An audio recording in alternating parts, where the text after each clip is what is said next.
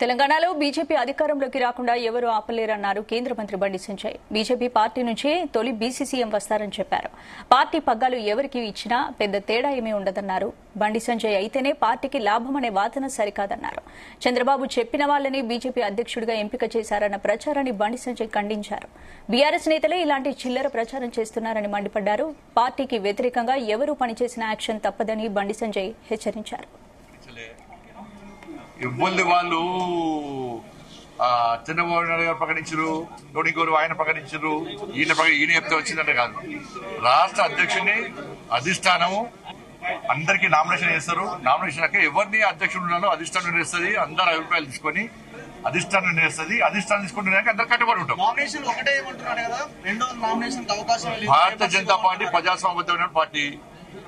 ఒకటే నామినేషన్ వేయాలి, రెండే నామినేషన్ ఊపరికి ఉన్నాయి.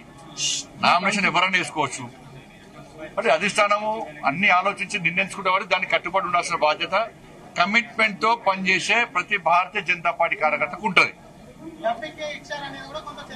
ఎవరికి ఇచ్చారు? ఎవరు అధ్యక్షుడు గారు ఇంకా కాలే కదా.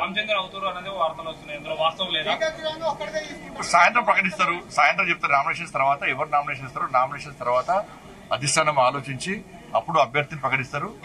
దాని తర్వాత రేపు సమావేశం పెడతారని చెప్పి సమాచారం.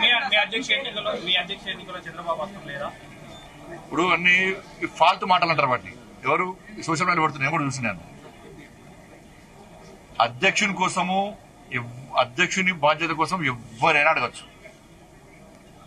అడగడంలో ఎలాంటి తప్పు లేదు. వాళ్ళకు రావాలని కోరుకోవడంలో కూడా ఎలాంటి తప్పు లేదు. దాన్ని ఎవ్వరు తప్పు పట్టరు. ఎవరి వాళ్ళకి ఆలోచన రావాలని కోరుకోవడం తప్పేం లేదు. కానీ చివరికి ఏమైతుంది? చివరకు అధిష్టానం నిర్ణయించిన వ్యక్తికి, అధిష్టానం ఆలోచించిన వ్యక్తికి, ఎందుకంటే అధిష్టానం అన్ని ఆలోచిస్తుంది దేని ద్వారా పార్టీకి లబ్ధి పడుతుంది.